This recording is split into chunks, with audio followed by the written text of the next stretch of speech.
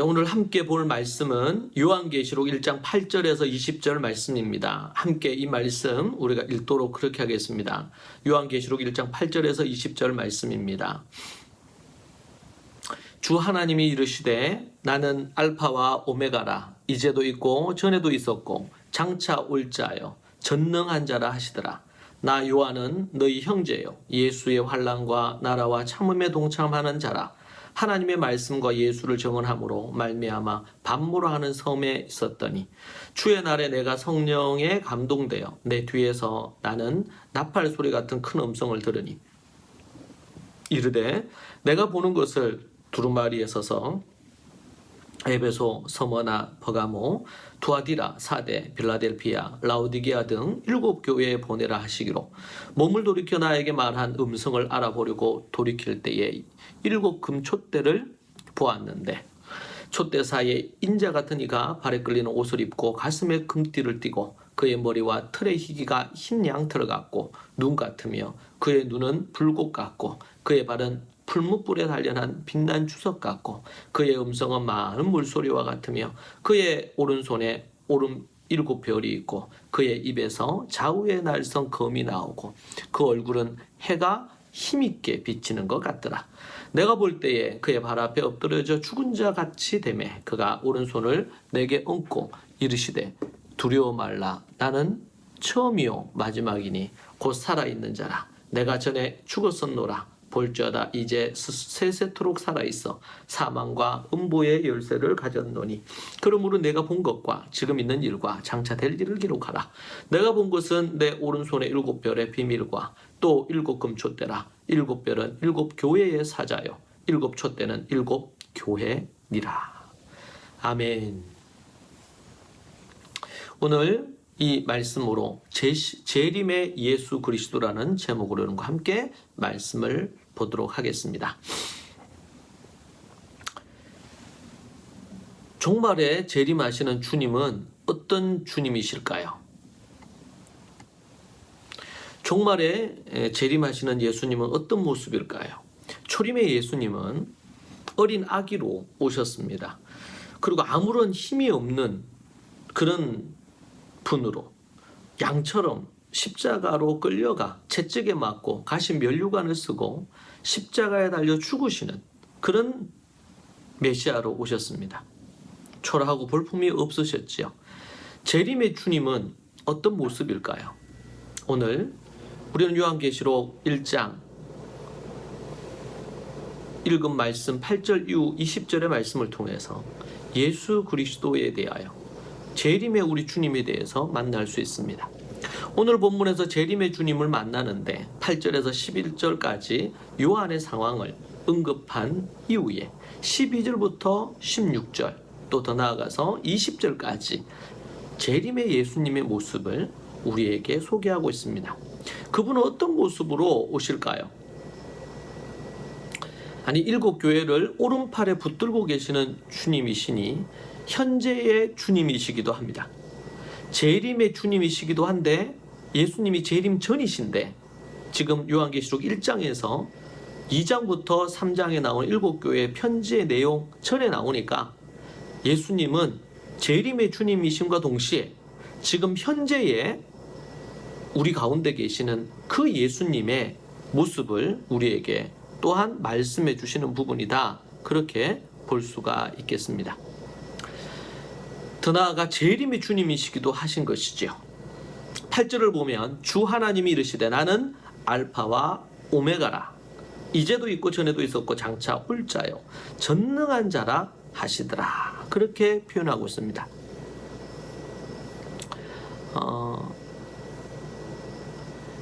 우리가 믿고 찬양을 드리는 하나님에 관해서 특별히 성부 하나님에 관해서 주님 자신이 스스로 3가지로 우리에게 묘사하고 있습니다. 첫 번째는 주 하나님은 알파와 오메가시다. 알파와 오메가는 헬라어 첫자와 끝자입니다. 처음과 마지막을 표시하는 것이죠. 이 알파와 오메가라는 것은 하나님은 처음이자 마지막이시다라는 것입니다. 역사의 처음이시자 마지막이 거기에 하나님이 계십니다. 그분은 우주의 만물과 역사를 시작해 하시는 창조주이시자 또 인류 역사의 종말을 그리고 심판하시는 분이시라는 것을 우리에게 말해줍니다.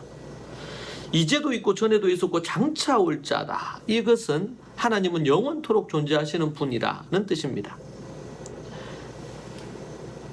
야훼라는 말과 같은 맥락 속에 있죠. 그래서 나는 스스로 있는 자다. 그분은 모든 시간과 공간, 우주를 지배하시는 궁극적인 실체이십니다. 그리고 전능자입니다. 본서에서 9회 언급되는데 만물에 대한 하나님의 소유권을 의미하는 단어입니다. 인간의 어떤 유한한 능력 이런 부분과 대조되는 우주와 역사를 지배하시는 완전한 능력을 가지신 하나님이시다. 그래서 나는 알파와 오메가요. 이제도 있고 전에도 있었고 장차 올 자요. 나는 전능한 자다. 이렇게 말씀하시는 것이죠. 여러분 지금 우리가 갖가지의 많은 부분으로 바이러스로 심각한 상황을 보고 전 세계의 어려운 상황들을 직면하고 있습니다. 그런데 그때 우리가 붙들고 담대히 나아갈 수 있는 부분들은 뭐냐면 하나님이 전능하신 분이라는 사실에 대한 이해입니다. 그 하나님은 전능하신 하나님입니다. 우리가 믿고 신뢰하는 분은 그 전능하신 하나님입니다. 알파와 오메가요. 이제도 계시고 전에도 계셨고 앞으로도 계시는 그분. 하나님, 당신에게 하나님은 어떤 분입니까? 알파와 오메가, 이제도 전에도 장차 오실 자, 전능자. 우리는 그 하나님을 믿는다 하지만 그 하나님을 깊이 알고 그 하나님에 대한 신뢰와 믿음을 갖지 못하는 경우들이 많습니다. 그 믿음이 어떤 믿음입니까? 그냥 무조건적인 믿음이 아니고 하나님 그분이 어떤 분인지를 아는 것에 대한 믿음입니다. 진정으로 그분에 대해서 아는 것, 지식을 넘어서서 체험과 삶으로 하나님이 어떤 분인가, 당신의 삶 속에, 여러분의 삶 속에 과연 알파와 오메가의 하나님이신가? 이제도 계시고 전에도 계셨고 앞으로 오실 하나님이신가? 또한 더 나아가서 그 하나님은 전능하신 하나님이신가? 그 하나님이 하시지 못할 일이 없으십니다. 그런데 그 하나님이 하실 때가 있고 하지 않으실 때가 있습니다. 그것은 전적인 하나님의 뜻에 달려 있습니다. 그분의 뜻에, 그분은 어느 누구에 의해서도 조종당하지 않습니다. 자신이 자신의 뜻을 이루십니다. 여러분의 삶 가운데 하나님이 어떤 분입니까? 전능한 하나님이십니까? 저도 전에도, 이제도 계시고 전에도 계시고 앞으로 미래의 모든 것들을 소유하고 계시고 모든 역사를 이끌어 가실 그 하나님이십니까? 여러분이 그 하나님을 신뢰하고 믿는 것이 대통령이나 아니면 여러분에게 유력한 힘을 발휘할 수 있는 그런 하나님, 그런 사람보다도 더 힘이 없는 하나님은 아닙니까? 알파와 오메가이십니까? 여러분의 삶의 처음이자 마지막 모든 것들을 주관하고 계시는 하나님입니까? 그 하나님을 믿고 의지하는데 왜 두려워하십니까? 왜 염려하십니까? 그것은 바로 믿음이 적기 때문이 아닐까요? 제자들이, 베드로와 그 제자들이 새벽에 무리를 걸어오시는 예수님을 보고 너무나 놀랐습니다. 그들의 생각에 무리를 걸으실 거라고는 상상하지 못했겠죠. 오병이어의 사건을 경험하면서도 예수님과 함께 다니면서 그분은 한낱 인간으로 이해했습니다. 근데 아니에요. 하나님이셨어요. 그분은 전능한 하나님이셨어요. 과거와 미래와 현재를 모든 것들을 꿰뚫고 계시는 전지전능하신 하나님이시요, 역사의 주인이셨어요. 소유권자이십니다. 처음이자 마지막입니다. 그분에 의해 시작되고 그분에 의해 끝이 됩니다. 이것은 처음과 끝만이 아니고 과정의 모든 중간에 있는 모든 것들이 다 그분에게 속했다는 겁니다. 소유권이 그분에게 있습니다, 여러분. 왜 두려워하십니까? 자녀 때문에 왜 두려워하십니까? 왜 염려하십니까? 여러분의 비즈니스나 여러분의 먹고 사는 문제 때문에 왜 염려하고 걱정하십니까? 그분의 손 안에 있습니다. 그분을 의지하시고 그분을 믿으십시오. 우리가 두려워하고 염려하는 것은 그 하나님을 의지하지 않고 그 하나님을 믿지 않기 때문일 것입니다. 9절을 보면요, 나 요한은 너희 형제요 예수의 환난과 나라와 참음에 동참하는 자라. 하나님의 말씀과 예수를 증언하였으므로 말미암아 반모라 하는 섬에 있었더니.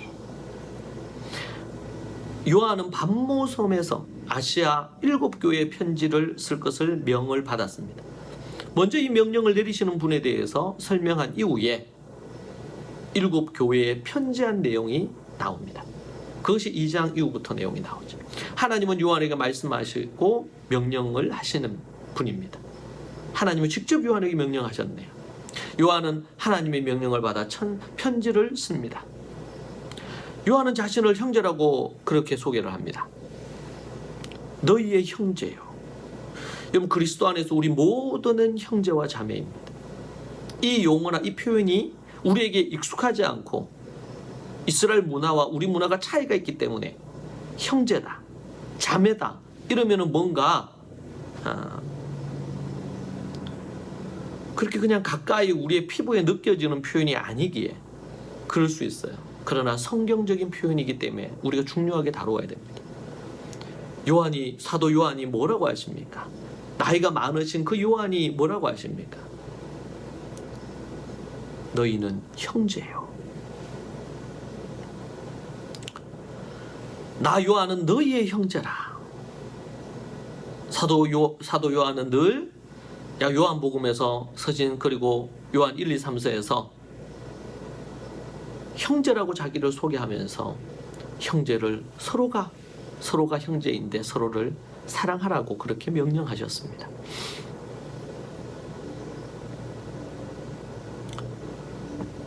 예수님 안에서 환난과 나라와 참음에 동참하는 자라고 말합니다. 형제요 예수 그리스도 안에서, 주 안에서라는 말로 표현할 수 있겠죠. 환난과 나라와 참음에 동참한 자다. 자신의 신분을 믿음의 형제라고, 그리고 자신의 처한 상황에 대해서도 함께 맞물려서 얘기합니다. 환난과 나라와 참음에 동참한 자다. 예수님의 환난에 내가 동참했고, 예수님의 나라에 내가 동참했고, 예수님의 인내 참음에 내가 동참을 했다. 그렇게 표현하는 것이죠. 그가 말한 것처럼 이 반모섬은, 반모라고 하는 불리는 이 섬은 에게해의 스포라데스로 불리우는 군도 중 하나입니다. 암석분인 이 분모의 땅입니다. 에베소에서 남쪽으로 약 90km 떨어진 곳에 길이 17km, 넓이 10km의 초생달 모양의 섬인데 엄청나게 큰 섬이죠. 이곳은 많은 범죄자가 유배되어 대리석 광산에서 중노동을 하던 곳으로 알려져 있습니다. 그곳에서는 요한이 환상을 본 계시의 굴이 있고 현재 사도 요한 수도원이 세워져 있는 곳입니다. 요한은 예수님 때문에 박해당하며 고통받았습니다. 예수님을 믿는 것 때문에, 그리스도의 명령에 충성함으로 받는 환난과 하나님의 통치 아래 머무는 삶과 갖은 핍박에도 참고 인내하였습니다. 하나님의 뜻과 사명에 충성함으로, 앞에서 우리 언급했던 예수님이 충성된 증인이라 이렇게 말씀하셨는데, 그 예수님을 본받아 요한도 충성된 증인으로 그렇게 살았습니다. 하나님의 뜻과 사명에 충성한 자요, 그분의 통치 아래 살아감으로 하나님의 나라, 하나님의 통치 아래 살아가는 존재였습니다. 또한 닥친 이 시련과 고통을 믿음으로 견디며 인내하며 살아가는 사람이었습니다. 이러한 요한의 삶은 예나 지금이나 그리스도인의 모범이 됩니다. 우리는 그리스도인으로서 주님께 충성하는 사람이 되어야 됩니다. 그 충성함으로 인해서 받는 환난과 고난을 기쁨으로 우리가 생각해야 되겠죠. 예수 그리스도께 충성하게 되면 환난을 당하게 되어 있습니다. 그분의 통치 아래 절대 복종하며 살아가야 합니다. 많은 고난과 역경이 찾아올 것인데 참고 견뎌야 됩니다. 주 안에서 그 일을 이룰 것입니다. 주님 때문에 겪는 고난과 핍박을 회피함으로 그리스도인들은 풍요에 머물고 싶어 합니다. 이것은 바로 타락의 길로 가는 것이고, 고난이 무서워 주님을 적당히 믿고 타협의 길로 회색지대로 가는 것입니다. 이러한 자들은 그들에게 구원이 주어지지 않을 것입니다. 하나님의 환난의 때에 구원받지 못합니다. 주님을 버리고 떠난 행위여서 그리스도인으로서의 생명력을 상실해버리게 됩니다. 사단이 매우 기뻐하겠죠. 욥을 유혹하고 욥에게 핍박을 가했던 사탄의 가장 크게 노렸던 것은 하나님을 떠나도록 만드는 것이었습니다. 깨어 근신하며 요한처럼 우리는 살아야 됩니다. 오늘 우리에게 9절에서 우리에게 말씀해 주시는 요한을 통해서 또 깨닫는 부분입니다. 예수 그리스도로 말미암아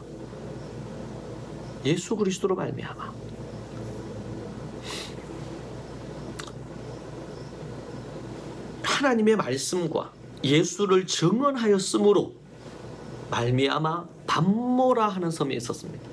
그가 반모라는 섬, 이 감옥에 왜 갇혀 있습니까? 이유가 하나님의 말씀과 예수를 증언하였으므로 말미암아. 너무나 명확하죠. 하나님의 말씀 때문에, 말씀을 가르치고 지키는 일 때문에, 또한 예수님을 증언하는 일 때문에, 그것으로 말미암아 반모라는 섬에 갇혀 있는 것입니다. 예수님 때문에, 사도 바울은 예수님 때문에 감옥에 갇혔고 정말 40의 감암배를 맞았고 죽음의 고비를 많이 넘겼습니다. 요한뿐만 아니라 사도 바울도 그러했습니다. 사도들 대부분이 주님 때문에 순교당했습니다. 그렇다면 그 죽음은 헛된 죽음이고 그런 것인가요? 그렇고 그렇지 않습니다. 하나님의 말씀 때문에, 그 말씀을 지켜 행하고 가르치는 일 때문에, 지금도 중국에서는 예수님의 말씀을 따라 진리의 말씀 그대로 성경 66권의 말씀을 가르치면 감옥에 갇히거나 쫓겨나게 됩니다.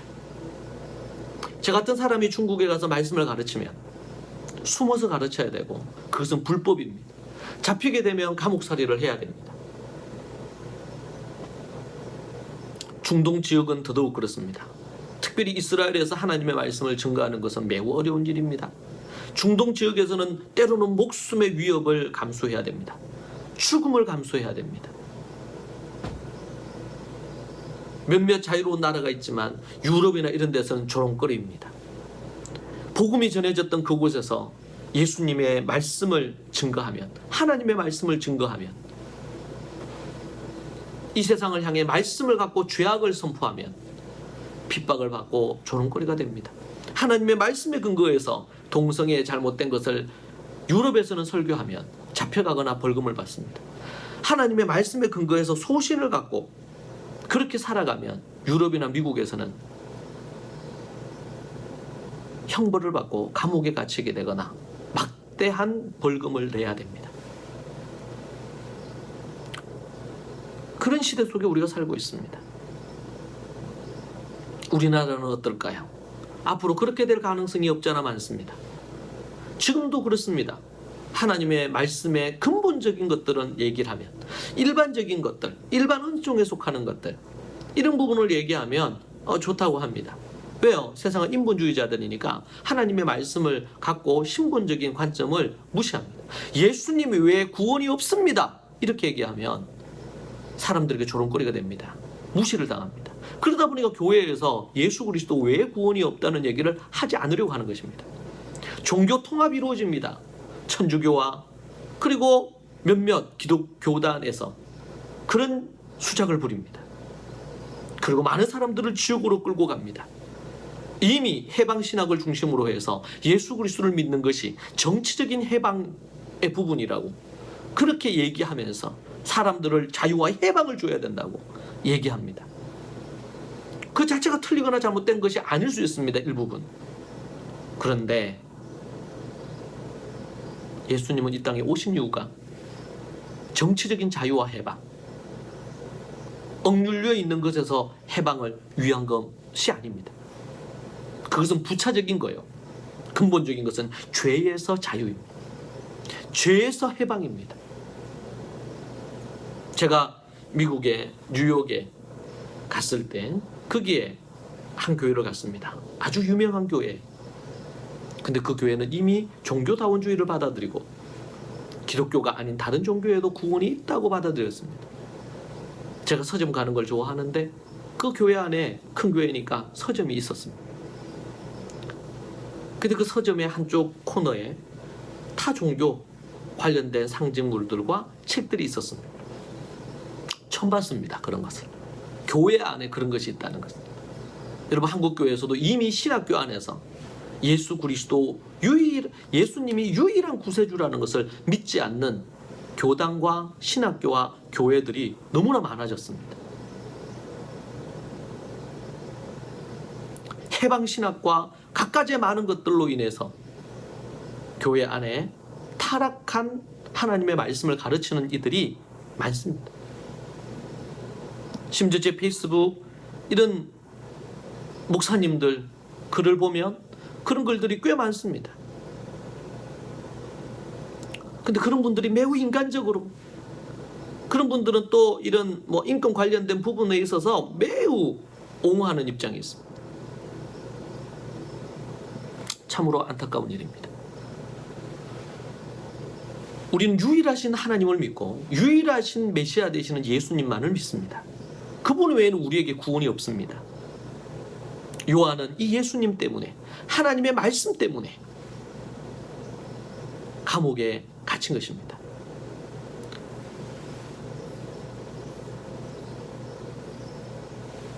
돌섬으로 되어 있는 그곳에서 예수님을 증언하고 하나님의 말씀을 가르치는 그것 때문에 잡혀와서 그가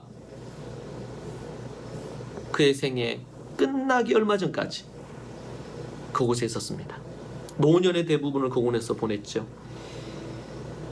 그 외의 대부분의 사도들은 때로는 목이 잘려 죽거나 갖가지 많은 핍박을 당하며 죽음에 이르는 순교를 당하셨습니다. 그리스도인들이 깨어 있어야 됩니다. 마지막 때가 가깝습니다. 주님 오실 날이 가깝습니다. 깨어 근신하며 나아가야 됩니다. 그렇지 않으면 생명력을 잃어버린 채 그렇게 살아가는 교회를 들락거리는 종교인에 불과할 수 있습니다.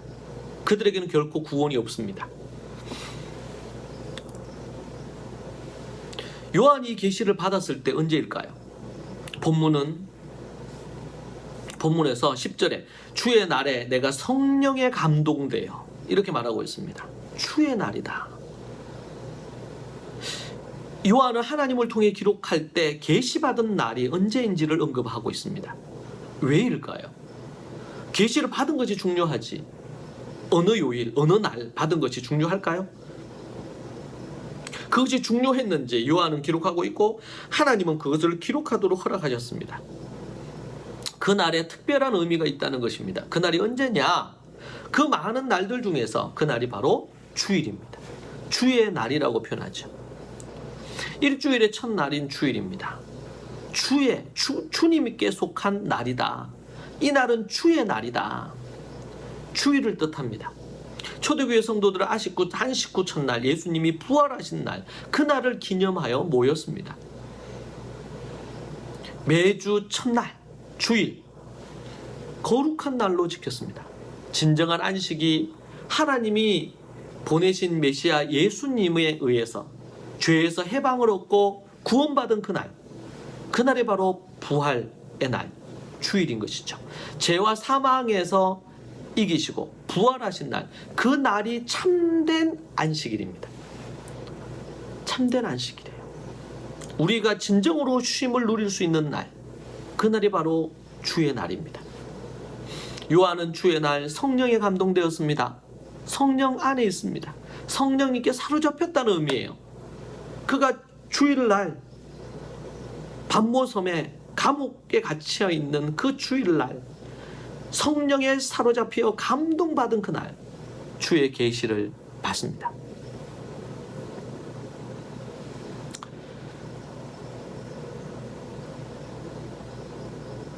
구약에서는 이 주의 날 백성을 불러 모으거나 파수꾼이 경고할 전쟁이나 절기가 있는 날 나팔을 불었습니다. 요한은 그 소리를 듣습니다.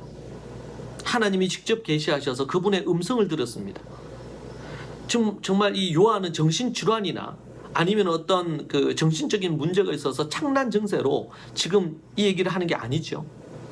하나님의 말씀을 그대로 이해하고 받아들이는 것이 우리에게 필요합니다. 나팔 소리 같은 큰 음성이 그의 귀에 들렸습니다. 지금 요한을 일깨우십니다. 특별한 계시를 좀 주시는 것입니다. 자신의 뜻을 전하는 거죠. 볼지어다 라는 어떤 이 표현과 맥을 같이 합니다. 주의 날에 내가 성령이 감동되어 뇌 뒤에서 나팔 소리 같은 큰 음성이 들렸다. 나팔 소리 같은 큰 음성이 들려. 지금 이 시대에 누군가에게 얘기해서 내가 이렇게 하고 있는데 나팔 같은 소리가 내 귀에 들렸어. 그러면 어떻게 할까요? 아, 하나님께서 말씀하시려고 그렇게 들려주셨나?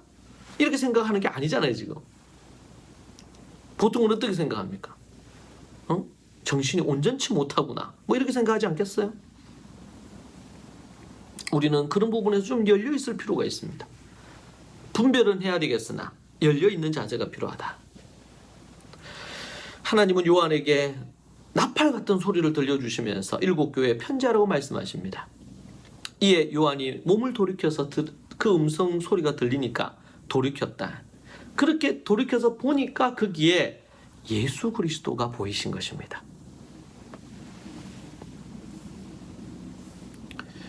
재림의 예수님은 오늘날 교회 가운데 계십니다. 돌이켜 나에게 말한 음성을 알아보려고 돌이킬 때에 7 금촛대를 보았다고 그렇게 얘기를 합니다. 그리고 13절에 촛대 사이에 인자 같은 이가 이 인자라는 개념은 다니엘서 구약의 부분에서 가져온 것으로 메시아 되시는 예수님을 가리키는 것이죠. 음성이 들리는 쪽으로 몸을 돌이키니까 7 금촛대가 보였단 말이에요. 이 이방인들에게는 이 금촛대 그러면은 7 금촛대 그러면은 생소해 보이지만 유대인들은 늘 가까이에서 늘 봤던 거. 제가 이스라엘 갔을 때도 가로수로 그 금촛대 모양을 탁 해가지고 지나가는 가로수에 쫙 해놨어요. 모든 가로수에 해놓지는 않았는데 가로수에 쭉 그걸 매달아 놨더라고. 작게 모양을 떠가지고 그게 가로수 위에다 탁 붙여놨어요. 그 촛대는 1장 20절에 보니까 교회를 가리킵니다. 7 촛대는 7 교회를 뜻하고 인류 역사 속에는 모든 교회를 이 좀 큰 관점에서 보면 그렇게 볼 수 있지만 1차적으로는 7 교회를 뜻하는 것이죠. 소아시아 지역의 7 교회.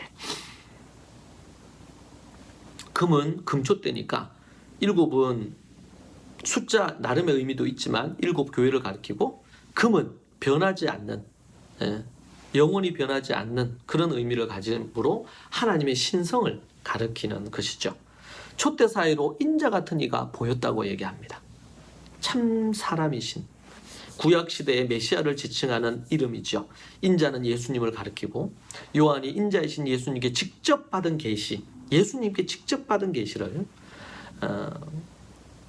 말해주고 있습니다. 구약의 제사장이 성전 안에서 촛대 사이를 오가며 하나님께 제사를 드렸듯이 예수님은 교회들 가운데 계시면서 대제사장으로서 일을 감당하고 계시는 것이죠. 그래서 이 유대인들에게는 절기와 그리고 대제사장을 떠올릴 때 그때 유월절이나 이럴 때 아니면 또 대속제일 때 그때 성막에서 지성소에서 일하는 이 대제사장을 봅니다. 그리고 대제사장이 제사장의 역할을 감당하는 것을 그들이 밖에서 봤죠. 그때 그들은 제사장의 모습을 떠올렸습니다. 그리고 그들은 제사장의 모습을 봤습니다, 실제로. 자, 그러면서 여기서 이제 예수 그리스도 인자인 예수님을 보았어요. 그 예수님을 묘사하고 있습니다. 첫째로 우리에게 보여주고 있는 말씀의 부분입니다. 돌이켜서 몸을 돌이켜서 나에게 말한 음성을 알아보려고 돌이킬 때 7 금촛대를 보았고 7 교회를 보았죠. 촛대 사이에 인자 같은 이가 발에 끌리는 옷을 입었다. 그렇게 얘기합니다. 첫 번째, 예수님은 발에 끌리는 옷을 입었습니다. 예수님의 모습을 우리에게 보여주는데 발에 끌리는 옷을 입었어요. 끌리는 옷. 대제사장의 옷을 가리킵니다. 레위기 16장 4절 그리고 출애굽기 28장 4절에 이 부분에 대한 언급이 나옵니다. 예수님께서는 발까지 내려오는 제사장의 옷을 입고 모든 이들이 하나님께 나아올 수 있도록 길을 열어주시는 부분을 하셨습니다. 그분이 대제사장일 뿐 아니라 왕이시죠. 당시 긴 옷은 왕과 같은 지위가 높은 사람들이 입었던 옷입니다. 왕들이 입었던 옷으로 그 당시 로마 당시 인식이 되었고 이해가 됐고 늘 그것을 봤어요. 예수님은 대제사장이자 진정한 왕. 1장 앞부분에도 보면 그리스도인들이 어떤 존재라고요? 왕이자 제사장이라고 그렇게 얘기합니다. 근데 예수님과 똑같은 표현이에요. 위엄 있는 통치자의 모습이에요. 하나님의 능력과 주권과 왕위를 가지신 분입니다. 예수 그리스도께서 교회 가운데 거니시면서 자신의 뜻을 이루시는데 대제사장으로 왕으로서 통치자로서 그렇게 하시는 것이죠. 그래서 발에 끌리는 옷을 입으셨다. 그분은 왕이자 대제사장의 옷을 입고 있다. 왕복을 입고 대제사장의 옷을 입고 7 금촛대 교회 사이를 다니시는 것입니다. 하늘과 땅의 모든 권세를 주셨다. 하늘과 땅의 모든 권세를 내가 받았다. 그렇게 마태복음에서 얘기하고 계십니다. 이것은 구약 출애굽기를 기반으로 한 성막과 신약의 교회를 이어주는 그런 어떤 표현이다. 그렇게 우리가 볼 수가 있겠습니다. 첫 번째 모습은요. 발에 끌리는 옷을 입고 두 번째는 가슴에 금띠를 띠었다. 그렇게 표현하고 있습니다. 금띠. 금띠는 대제사장이나 왕이 띠는 것입니다. 가슴에. 또한 하나님의 위대한 선지자가 금띠를 띄었었습니다. 다니엘서 10장 5절에 나오는데 이것은 예수님의 절대적인 공의를 상징합니다. 요한은 발에 끌리는 옷, 가슴에 금띠를 대제사장과 왕과 선지자, 즉 예수님의 세 가지 직분을 상징적으로 보여주고 있어요. 예수님의 이 모습을 봤단 말이에요. 예수님은 우리를 하나님 앞으로 이끄는 대제사장이자 권세와 능력을 가지신 왕이시자 그리고 진리를 우리에게 전해주시는 예언자, 선지자이십니다. 예수 그리스도가 이끄는 교회는 얼마나 든든한지 모릅니다. 예수님 안에서 이 직분이 모두 예수님 안에 들어와 있는 것입니다. 이 직분은 또한 우리 그리스도인들이 행해야 될 직분이기도 합니다. 세 번째, 그분의 머리와 머리털은 흰 양털처럼 눈처럼 휘었다고 나오고 있습니다. 14절이지요. 14절에 보니까 그의 머리와 털의 희기가 흰 양털 같고 눈 같으며 그의 눈은 불꽃 같다 그랬습니다. 세 번째로 그분의 머리와 머리털은 흰 양털처럼 눈처럼 휘었다고 말하고 있습니다. 다니엘서 7장 9절 말씀에 옛적부터 항상 계신 분이신 아버지 하나님에 대해서 이 단어를 사용합니다. 근데 예수님에게 이 단어거든요. 성부 하나님에게 사용했던 이 머리와 머리털이 흰 양털 같고 눈처럼 휘었다는 표현을 예수 그리스도에게 그대로 이것을 사용하는 것입니다. 내가 보니 왕자가 놓이고 옛적부터 항상 계시니가 좌정하셨는데 그의 옷은 희기가 눈 같고 그의 머리털은 깨끗한 양의 털 같고 다니엘서 7장 9절 말씀입니다. 그의 보좌는 불꽃이요 그의 바퀴는 타오르는 불이며 요한은 다니엘서의 말씀 그대로를 가져와서 인용하면서 예수님이 하나님이신 것을 확정해 줍니다. 이것은 지금 다니엘서를 그대로 인용한 것처럼 보이는데 이건 뭐 한 거예요? 요한이 직접 본 것입니다. 요한이 직접 보고 본 그대로를 기록하고 있는데 이게 뭐와 맞물려요? 다니엘서 7장 9절의 얘기와 똑같단 말이에요. 이것은 다니엘서의 예언의 성취를 보여주는 것이죠. 예수님이 성자로서 영원한 하나님이시고 권위와 영광과 순결하신 분임을 나타내는 표현입니다. 네 번째, 그분의 눈은 불꽃 같습니다. 다니엘서 10장 6절의 메시아에 대한 언급과 똑같습니다. 불꽃 같은 눈은 계시록에 반복적으로 등장합니다. 2장에도 나오고 19장에도 등장합니다. 이것은 모든 악과 인간의 마음을 꿰뚫어 보시는 예수님의 신적인 어떤 통찰력과 전지하심, 사람과는 다른 예리함으로 보여주시는 것입니다. 세상의 모든 인간은 그리스도의 불꽃 같은 눈앞에 숨길 수가 없습니다. 이스라엘에 가면 이 눈 모양으로 한 어떤 그런 부분으로 있는 상징물이 있어요. 여러분, 우리는 성경에서 불꽃 같은 눈은 불꽃 같다 말이에요. 그분의 눈앞에 드러나지 않을 것이 없어요. 불꽃 같으니까 환하게 비치겠죠. 세상 모든 인간은 예수님의 그 불꽃 같은 눈앞에 서 있습니다. 모를 뿐이에요, 인간이. 소경이어가지고. 죄악의 더러움까지 다 하시고 다 불살라 버릴 수 있는 부분이시죠. 여러분, 예수님에 대한 이 묘사가 얼마나 인상적입니까? 발에 끌리는 옷을 입고 금띠를 띠고 그리고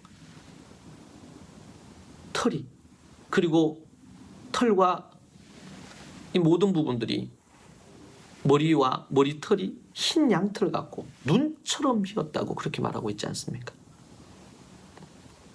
단순히 지적인 종교가 아닙니다. 기독교는. 분류하다 보니까 기독교라고 분류를 하지만 진리요, 예수 그리스도를 따르는 이 믿음은 이건 종교가 아니고 실제적인 삶이요, 무미건조한 것이 아니고 살아있는 하나님의 말씀입니다. 그분은 곁에서 지금도 역사하시는 하나님이십니다.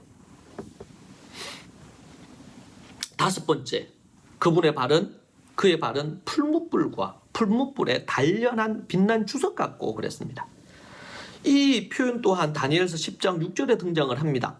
에스겔서 1장 7절에도 똑같이 나와요. 발은 몸을 지탱하는 힘입니다. 그리스도의 발은 초림 때에 십자가에 못 박히셨으나 그러나 재림 때에는 그 발로 원수들을 짓밟으시는, 주석이라는 이 표현은요, 어원적으로 명확히 밝혀지질 않아요. 주석이라는 이 표현.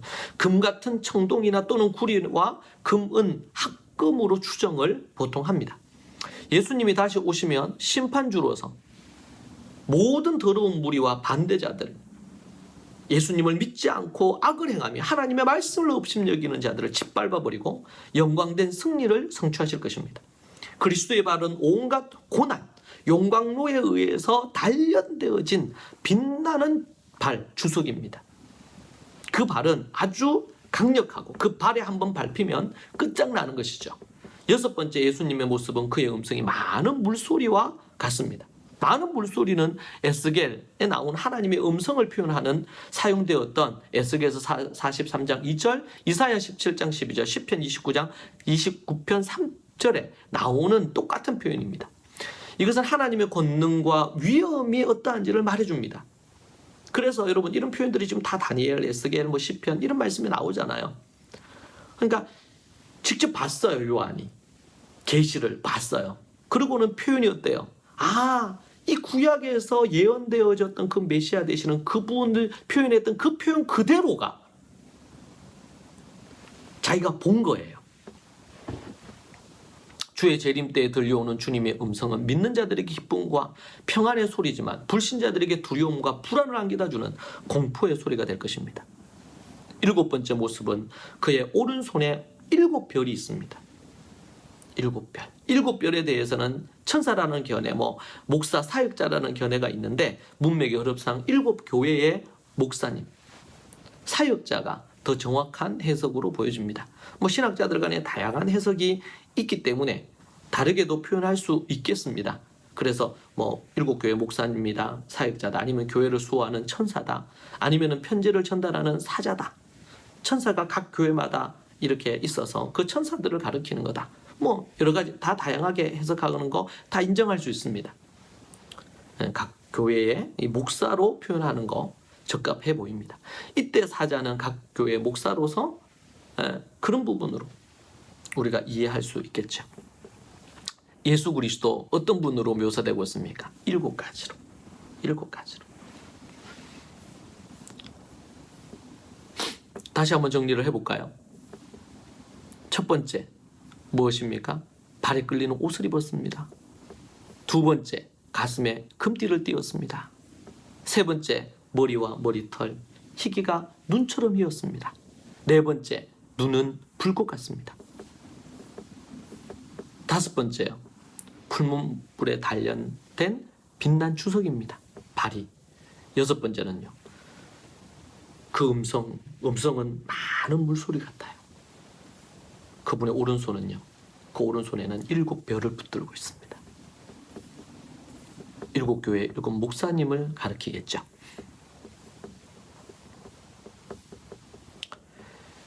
예수님은 오른손에 7별 그리고 7 금촛대를 지나시고 계신다고 그렇게 말합니다.